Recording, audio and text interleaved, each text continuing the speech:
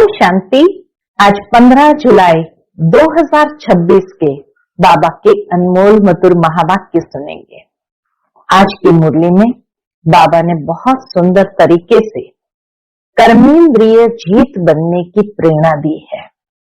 बाबा कहते हैं, बच्चे तुम बेहद के बाप से बेहद का वर्षा ले रहे हो, और जब बेहद का वर्षा ले रहे हो तो उसके लिए योग्य बनना है। और योग्यता आएगी जब हम अपने कर्मेंद्रिय को जीत, विकारों के ऊपर जीत प्राप्त करेंगे। बाबा कहते हैं, तुम सभी एक बाप के बच्चे हो, तो कभी भी आपस में क्रिमिनल असॉल्ट नहीं होना चाहिए। साथ ही साथ बाबा कहते हैं, तुम बच्चों में योग बल एकत्रित करना है, जिस योग बल से ही आत्मा पर चढ़ी कट उतरेगी। इसलिए बच्चों को कभी भी योग में गफलत नहीं करनी चाहिए। पुरुषार्थ ऐसा करना है जो अपनी कर्मातीत अवस्था को प्राप्त कर सके। तो बाबा कहते, जब कर्मातीत अवस्था हो जाएगी तो तुम बच्चे बाप के साथ सहज अपने घर जाएंगे, और सभी आत्माएं तब तक घर से नीचे आ गई होगी। फिर घर का रास्ता वापस खुलेगा।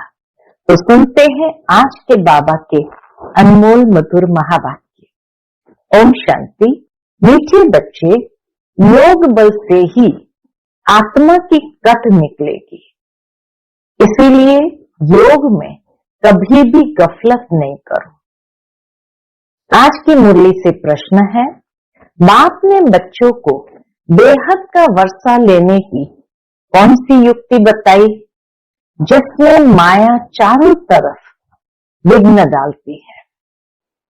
उत्तर है, बाबा ने युक्ति बताई, बच्चे तुम ब्रह्मा कुमार कुमारियां एक बाप के बच्चे आपस में भाई बहन हो। तुम कभी क्रिमिनल असॉल्ट नहीं कर सकते। भाई बहन विकार में नहीं जा सकते। तुम्हें शिव बाबा की मत पर चलकर बेहद का वर्षा लेना है, परंतु माया भी कम नहीं है। बाबा बच्चों को सावधान भी करते हैं, बच्चे माया भी कम नहीं है, चारों तरफ इसमें ही विघ्न डालती रहती है। हम भाई बहन हैं, एक बाप से वर्षा लेते हैं, ये भूल जाते हैं। आज की मुरली से पहले गीत बजा है, तुम्हें पाके हमने सारे जहां को पा लिया, जमीन तो क्या आसमान को पा लिया।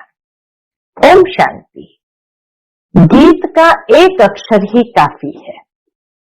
बच्चे जानते हैं, बेहद के बाप से बेहद का वर्षा मिलता है और कल्प कल्प मिलता है। यह भी बच्चे जानते हैं कि बेहद का वर्षा बरोबर भारत को मिला था, अब वह नहीं है, फिर से मिल रहा है।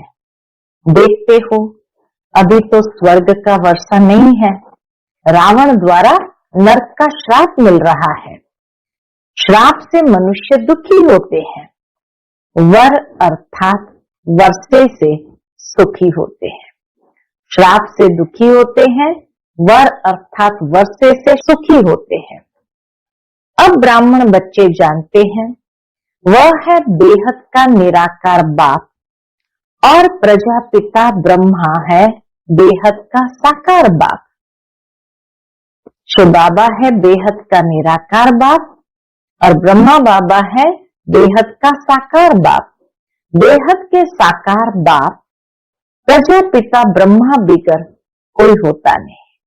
बेहद का साकार बाप प्रजापिता ब्रह्मा के बिना और कोई होता नहीं।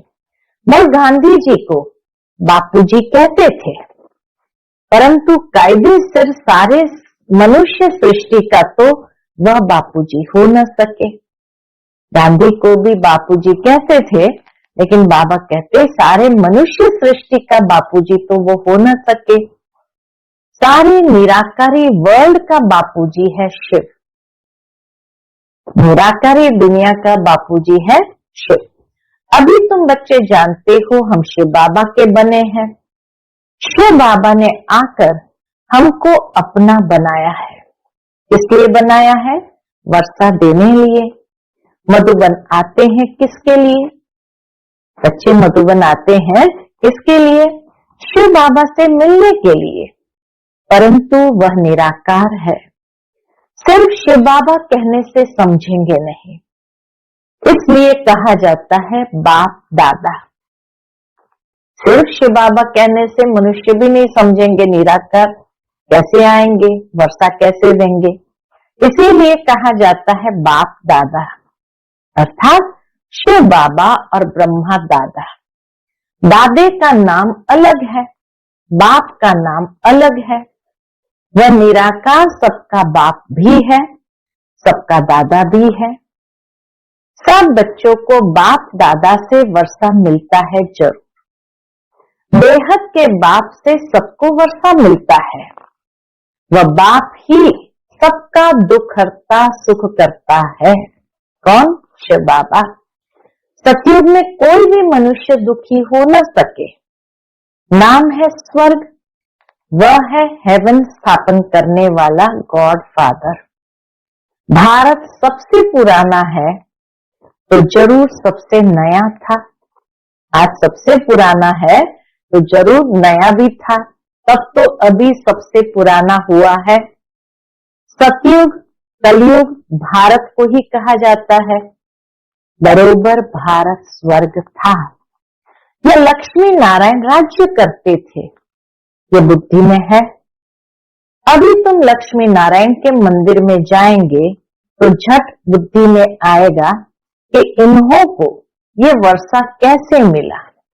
हमारी बुद्धि में तुरंत आ जाएगा कि लक्ष्मी नारायण को ये वर्षा कैसे मिला, ये पूज्य कैसे बने, कब राज्य किया, किस द्वारा राज्य पाया, ये सारा बुद्धि में आएगा। आगे लक्ष्मी नारायण के मंदिर में जाते थे, माला फेरते थे, ऑक्यूपेशन का कुछ भी पता नहीं था। अभी सिर्फ तुम्हारी बुद्धि में है, सो भी नंबरवार। बाबा कहते अभी सिर्फ तुम्हारी बुद्धि में है, सो भी नंबरवार। तुम अभी लक्ष्मी नारायण के मंदिर में जाकर खड़े होंगे तो क्या फीलिंग आएगी? बाबा कहते तुम जब लक्ष्मी नारायण के मंदिर में जाकर खड़े होंगे तो क्या फीलिंग आएंगी? हर्षित होंगे। इसलिए बुद्धि में है इन्होंने ये प्रारब्ध कैसे पाई थी। संगम युग पर ही पाई, क्योंकि संगम पर ही पुरानी दुनिया बदलने वाली है। संगम पर ही बाप ने आकर राजयोग सिखाया था, यह भी जानते हो। बहुत जन्म के अंत के जन्म में बरोबर यह ब्रह्मा था। ब्रह्मा द्वारा विष्णुपुरी की स्थापना होती है। यह लक्ष्मी नारायण ही अगले जन्म में बरोबर ब्रह्मा सरस्वती थे। ब्रह्मा के साथ ब्राह्मण ब्राह्मणियां भी होंगे, अकेला तो नहीं होगा। ब्रह्मा के साथ ब्राह्मण ब्राह्मणियां भी होंगे। सतयुग में लक्ष्मी नारायण की राजधानी थी ना, जरूर प्रजापिता भी होगा। तुम जानते हो हम पुरुषार्थ कर रहे हैं। जिन्होंने कल्प पहले पुरुषार्थ किया है वह हम साक्षी हो देखते हैं। बाबा कहते इस समय हम साक्षी हो देखते हैं कि कल्प पहले किन्होंने पुरुषार्थ किया था। एक होता है राजाई घराना, दूसरा होता है प्रजा घराना। तो जो आत्माएं राजाई घराने का पुरुषार्थ करती वो भी देख रहे हैं, और जो प्रजा घराने में जाने का पुरुषार्थ करते उसको भी देखते। उसमें भी कोई बहुत शाहूकार होते हैं, कोई कम। राजाओं में भी कोई बहुत शाहूकार, कोई कम शाहूकार होते हैं। तुम लक्ष्मी नारायण के मंदिर में किसको भी समझा सकते हो कि इन्होंने ये राज्य कैसे पाया। अब फिर से वही अपना राज्य भाग्य ले रहे हैं, राजधानी स्थापन हो रही है। कितना सहज है, अम्बा कौन है यह भी नहीं जानते। तुम कहेंगे यह तो जगत अम्बा है। कल्प पहले भी जगत अम्बा जगत पिता थे, उन्हीं के बच्चे हम थे। जगत पिता जगत अम्बा के बच्चे हम थे। संगम पर बाबा राजयोग सिखा रहे हैं। जगत अम्बा के बच्चे भी ढेर है, परंतु इतने सभी को तो बिठा नहीं सकते। अभी तुमको ज्ञान का तीसरा नेत्र मिला है। बाप ज्ञान का सागर है, तो जरूर बच्चों को ज्ञान ही देंगे। उनको न मनुष्य न देवता कहा जाता है, उनको परमात्मा ही कहा जाता है। तुम कोई के भी मंदिर में जाओ तो उनकी बायोग्राफी बता सकते हो। राम के लिए भी तुम समझा सकते हो। चंद्रवंशी घराना अभी स्थापन हो रहा है, सूर्यवंशी घराना, राजाई घराना, प्रजा घराना और चंद्रवंशी घराना सब कुछ अभी स्थापन हो रहा है। ब्रह्मा द्वारा ब्राह्मणों का भी धर्म स्थापन होता है। ब्रह्मा का नाम कितना बाला है। ब्रह्मा द्वारा बाप ब्राह्मणों को रचते हैं। तुम ब्रह्मा कुमार कुमारियां होने से जानते हो हम एक बाप के बच्चे आपस में भाई बहन हैं। फिर हम क्रिमिनल असॉल्ट कर नहीं सकते, भाई बहन विकार में जा नहीं सकते। बाप ने ये युक्ति रची है। ड्रामा अनुसार तुम भी ब्रह्मा कुमार, हम भी ब्रह्मा कुमारी। बाबा कहते बाबा ने ही ये युक्ति रची है ड्रामा में कि कभी भी एक बाप के बच्चे हैं, हम ब्रह्मा कुमार ब्रह्मा कुमारी हैं, तो कभी भी क्रिमिनल असॉल्ट नहीं हो सकता। वास्तव में सारी दुनिया बिके हैं। ब्रह्मा के बच्चे तो सारी दुनिया है, परंतु जानते नहीं है। शिव बाबा के बच्चे भी सारी दुनिया है। हम शिव बाबा की मत से बेहद का वर्षा ले रहे हैं। हमने शिव बाबा को जाना है तो हम उसके मत से बेहद का वर्षा ले रहे हैं। वो जानते नहीं है, माया भी कम नहीं है। जब हम वर्षा लेते हैं तो बाबा कहते माया भी कम नहीं है, चारों तरफ विघ्न डालती रहती है। हम भाई बहन है, एक बाप से वर्षा लेते हैं, ये भूल जाते हैं। यह तो अच्छी रीति समझते हो, सतयुग में एक ही धर्म रहता है, बाकी सब धर्म खत्म हो जाने हैं। यह भी बच्चे जानते हैं। यह कोई नई बात नहीं है। बाबा ने कितने अनेक कल्प कल्प के अंत में ये बात समझाई है। हर 5000 वर्ष बाद ये चक्र फिरता है। तिथि तारीख भी लिखी हुई है। यह भी बुद्धि में रहना चाहिए। हम शिव बाबा से इस युक्ति से वर्षा लेते हैं।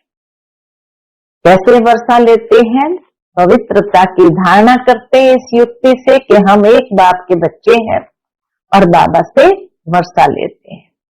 लक्ष्य तो मिला हुआ है ना, बाप को याद कर बाप से वर्षा लेना है। याद अर्थात योग बल से ही कट निकलेगी, इसमें कोई गफलत न हो, इसलिए मुरलियां मिलती है। निश्चय बुद्धि पक्का है तो भल कहां भी चला जाए। बाबा कहते अंदर में निश्चय बुद्धि पक्का है तो कहां भी चला जाए। समझो मुरली नहीं मिलती तो भी बुद्धि में तो है ना। हम बाबा का बन गया। बाबा ने समझाया है तुम्हारी आत्मा तमो प्रधान बनी है। अब तुम बाप को याद करो तो तमो प्रधान से सतो प्रधान बनेंगे। ये महामंत्र एक बाप ही बतलाते हैं। तमो प्रधान से सतो प्रधान बनने का महामंत्र एक बाप ही बतलाते हैं और कोई बतला न सके। बाप ही कहते हैं। क्या कहते हैं? मीठे मीठे बच्चे, याद के बल से ही तुमको तमो प्रधान से सतो प्रधान बनना है। ये अक्षर है परंतु किसकी बुद्धि में नहीं आता। अब तुम समझते हो बरोबर, कल्प पहले भी बाबा ने ये अक्षर कहा था कि देह के सब धर्म को छोड़ अपने को आत्मा समझो। ये सब देह के धर्म है ना, बाबा कहते ये सब देह के धर्म है ना, सबका बाप एक ही है।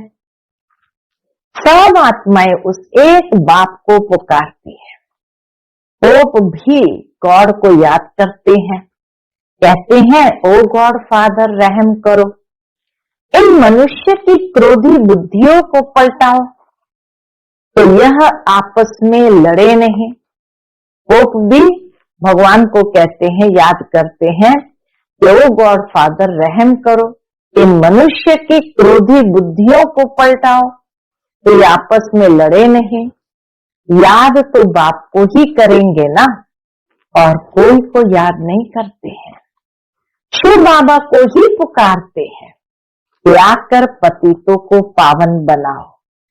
पावन बनेंगे फिर तो इस छीछे रावण की दुनिया में रह नहीं सकेंगे। एक बार पावन हो गए तो बाबा कहे इस छीछी दुनिया में रह नहीं सकेंगे, तो जरूर नई दुनिया चाहिए। कलयुग से बदलकर सतयुग तो होगा ही ना, कलयुग से बदलकर सतयुग तो होगा ही ना। परंतु इतना भी नहीं समझते हैं, इतनी छोटी सी बात भी मनुष्य नहीं समझते हैं। बाबा एक एग्जाम्पल देते हैं। एक डॉक्टर आया था, कहता था कलयुग तो कलयुग ही चलेगा।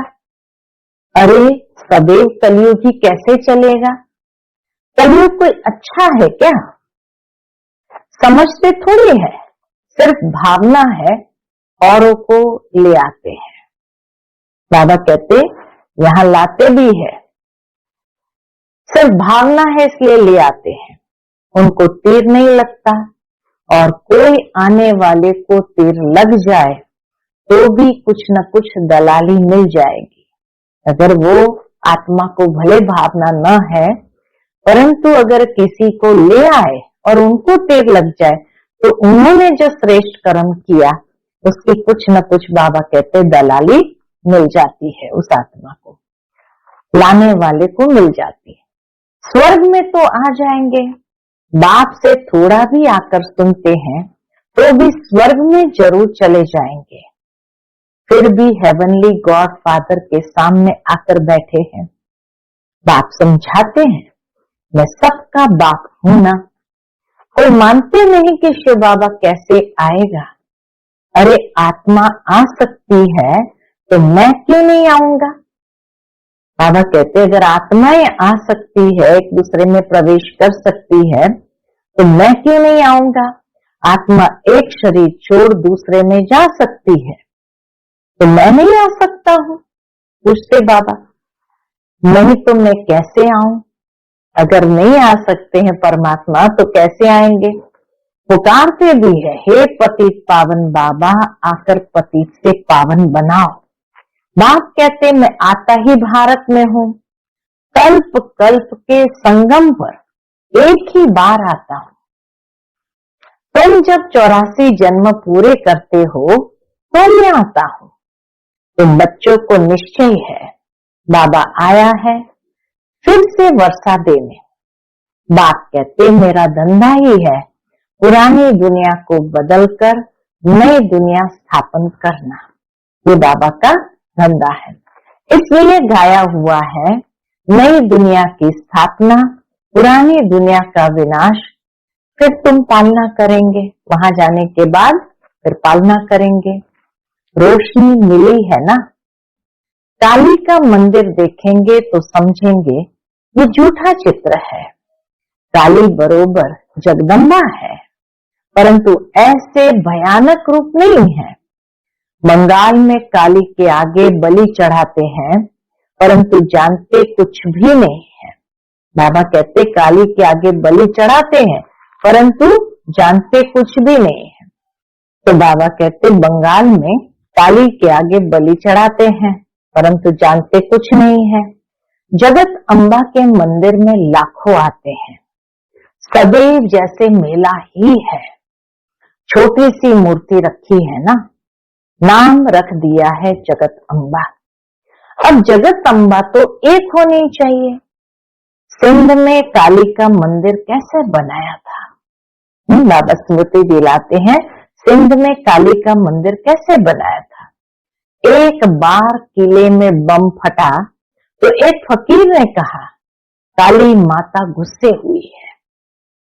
बस उसने जाकर वहां काली का मंदिर बना दिया। अब काली है कौन? कुछ भी नहीं जानते हैं।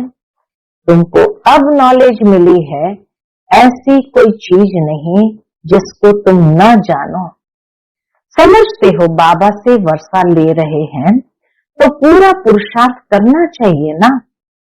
पहले नंबर का दुख तब शुरू होता है कब? बाबा कहते हैं दुनिया में पहले नंबर का दुख तब शुरू होता है जब कुमार कुमारी शादी करते हैं। तुम्हें तो शादी करने का कभी ख्याल भी नहीं आना चाहिए। अब बाप कहते हैं रावण राज्य खत्म होना है। यह है विकारी गृहस्थ व्यवहार। देवी देवताओं के लिए गाते रहते हैं। ये किसको पता नहीं कि इन देवताओं को निर्विकारी बनाने वाला कौन है। सतयुग है संपूर्ण निर्विकारी दुनिया। शास्त्रों में फिर दिखा दिया कि वहां भी विकार थे, परंतु वह तो है ही वाइसलेस वर्ल्ड। विकारी दुनिया और निर्विकारी दुनिया में कितना फर्क है, यह बातें और किसकी बुद्धि में नहीं है। तुम जानते हो इन लक्ष्मी नारायण का जब राज्य था तो कितने थोड़े मनुष्य थे। एक ही धर्म था, फिर वृद्धि को पाया है। चक्र भी पूरा लगाना पड़े तब कहेंगे पूरी पृथ्वी का चक्कर लगाया। समुद्र का तो चक्कर लगा न सके। सतयुग में थोड़े हैं तो कितनी थोड़ी जमीन लेते हैं। सतयुग में थोड़े हैं तो कितनी थोड़ी जमीन लेते हैं। अब मनुष्य सृष्टि की हद पूरी होनी है, ऊपर में थोड़ी आत्माएं जो है वह भी आती रहती है। मनुष्य बढ़ते ही रहते हैं। जब वहां से भी आत्माएं आना पूरी होगी, बाबा कहे जब वहां से भी आत्माएं आना पूरी हो जाएगी, तुम कर्मातीत अवस्था को पाएंगे। फिर आत्माओं को शरीर छोड़कर जाना है, उनका आना तुम्हारा जाना होगा। थोड़े थोड़े आते रहते हैं। समझ की बात है ना।